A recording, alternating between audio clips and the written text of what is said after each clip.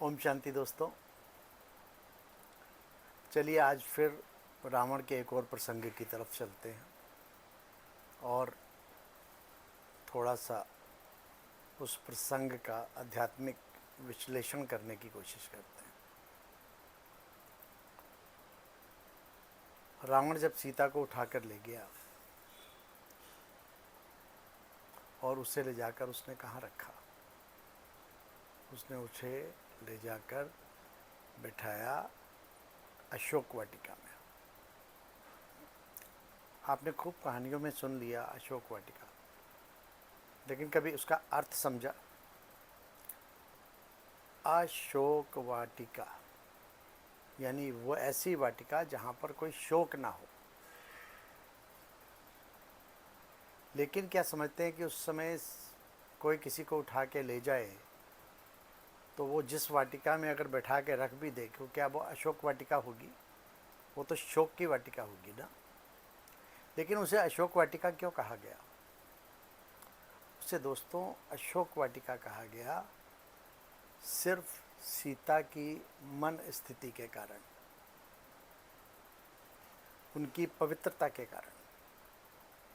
उसकी पवित्रता इतनी पावरफुल थी कि उसको किसी भी परिस्थिति में उसका ईश्वर पे इतना दृढ़ निश्चय था कि उसे किसी भी अगर जंगल में भी बैठा दिया जाए, किसी भी परिस्थिति में बिठा जाए, उसकी खुशी कभी गायब नहीं होगी, उसको दुख और गम कभी प्रतीत नहीं होगा। क्योंकि वो जो प्रभु को प्रेम करते हैं, प्रभु की याद में रहते हैं, उनकी मन की स्थिति अगर उसे बुरी से बुरी परिस्थिति में भी बैठा दिया जाए तो वो उसमें प्रसन्न रहते हैं। इसलिए उनको शोक छू भी नहीं पाता, इसलिए उसको कहा जाता है अशोक वाटिका।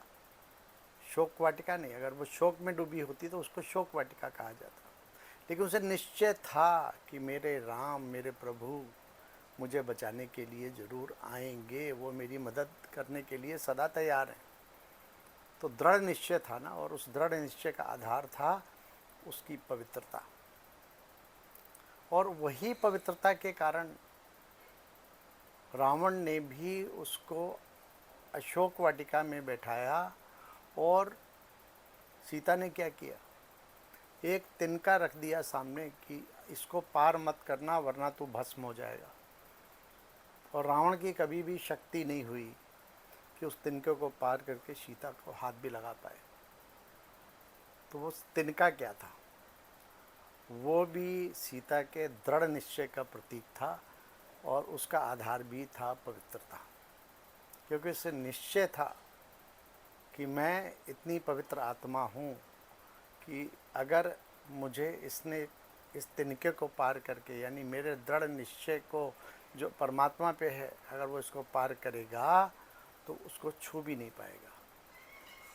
तो ये दोस्तों, पवित्रता में इतनी पावर है, दृढ़ संकल्प में इतनी शक्ति है कि रावण जैसा विद्वान व्यक्ति जो है उनको कभी छू भी नहीं पाया, कभी उनको टच भी नहीं कर पाया। और कभी उसके ऊपर कभी कुदृष्टि तो डेफिनेटली उसकी पड़ी, तभी वो उठा के ले गया।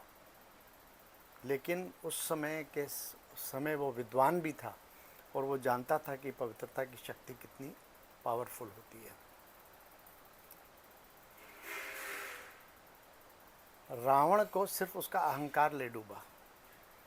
क्योंकि हम जब बॉडी कॉन्शियसनेस में होते हैं, रावण का मतलब बॉडी कॉन्शियसनेस, देह अभिमान, देह अहंकार, उसको अहंकार था कि मैं चाहूँ तो कुछ भी कर सकता हूँ। लेकिन इस पवित्रता की शक्ति के आगे वो भी बेबस हो गया, प्योरिटी की पावर के आगे वो भी बेबस हो गया। तो दोस्तों, अगर आप दृढ़ संकल्प करते हैं और उसका आधार अगर आपने प्योरिटी, यानी प्योरिटी तो तभी आती है जब हम परमात्मा की श्रीमत के अनुसार चलते हैं, उनसे शक्ति लेते हैं, उनसे पावर लेते हैं, आपके अंदर इतनी शक्ति होती है, उस पवित्रता को धारण कर लेते हैं, तो फिर कोई भी रावण आपको उठा नहीं सकता, आपका बाल भी बांका नहीं कर सकता। उसका अहंकार धरा का धरा रह जाता है। क्योंकि देखिए, राम ने उसके 10 सिरों को काटा रावण के, लेकिन वो सिर बार बार आ जाते थे। वो कौन से सिर थे? उस ये 5 विकारों के, 5 विकार पुरुष के, 5 विकार स्त्री के, 10 विकार उसके सिर की प्रतीक हैं। वो बार बार आ जाते थे क्योंकि उसका अमृत कहीं और छुपा था। वो अमृत क्या है दोस्तों? वो अमृत है उसकी नाभि में जो दिखाया गया। जब उस पर तीर मारा तो वो धराशायी हो गया। वो अमृत है देह अभिमान, बॉडी कॉन्शियस, मेरा मैंपन। और उसको विभीषण ने जब बताया तब राम ये काम कर पाए। तो विभीषण भी कौन है? विभीषण भी दोस्तों आपका मित्र है। वैसे तो विभीषण को कहा जाता है कि जो घर का भेदी लंका ढाए, लेकिन कभी कभी वो घर का भेदी यानी विभीषण भी जो है आपका मित्र बन जाता है, क्योंकि वो आपको सही दिशा आपके लिए निर्धारित करता है। तो आपकी जो बुद्धि है ना, उसने आपको बताया कि नहीं, इसके देह अभिमान को मारो, इसके बॉडी कॉन्शियसनेस को मारो, तो इसके 5 विकार अपने आप नष्ट हो जाएंगे।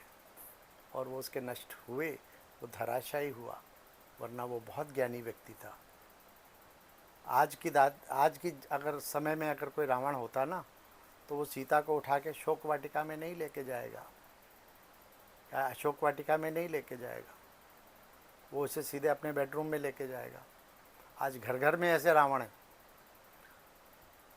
लेकिन वो रावण विद्वान था, लेकिन उसका अहंकार, उसका मैंपन उसे इतने निकृष्ट कार्य करने के लिए, उसने उस बॉडी कॉन्शियसनेस ने, उसके मैंपन ने उसको प्रेरित किया।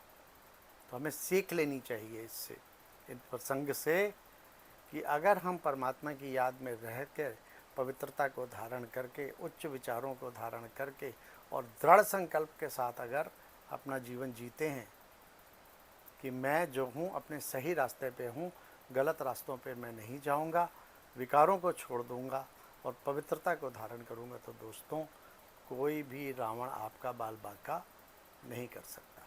ओम शांति दोस्तों।